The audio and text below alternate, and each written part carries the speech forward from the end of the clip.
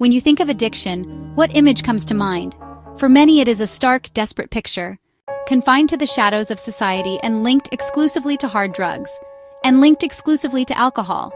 We often ask, why the addiction? This is the wrong question.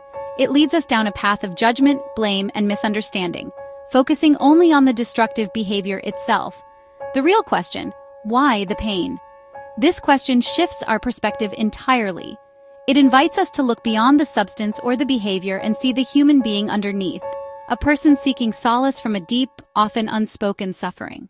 The myth that addiction is solely about illicit substances is one of our most damaging cultural blind spots.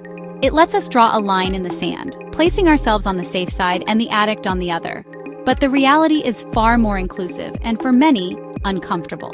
The mechanisms of addiction, the craving for relief, the short-term reward, the long-term negative impact, are not limited to a needle or a bottle.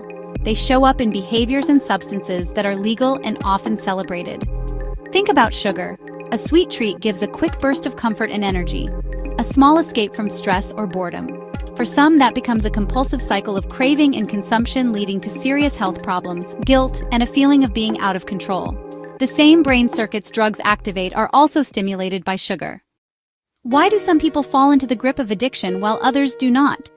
The answer is never found in a single cause, but in a complex web of interconnected factors. At the core, however, is almost always early adversity, trauma, neglect, a lack of secure emotional attachment. These childhood experiences shape the developing brain. An infant whose cries for comfort are not met learns the world is not safe. Their nervous system becomes wired for stress, and they may grow up with a diminished capacity to self-soothe. This creates fertile ground for addiction. The brain of someone with significant early stress is different. Reward circuitry, VTA and nucleus accumbens. If addiction is born from pain and disconnection, then the path to recovery must be paved with compassion and connection. It is not about just saying no, it is a process of healing. This process begins with a simple but radical act: self-compassion. Recovery is about finding healthier ways to meet the needs the addiction was trying to fulfill. If the addiction was a substitute for connection, the solution lies in building genuine, supportive relationships. If it was a way to numb overwhelming emotions, the path forward involves learning to sit with those feelings, to understand them, and to develop the resilience to move through them without needing to escape.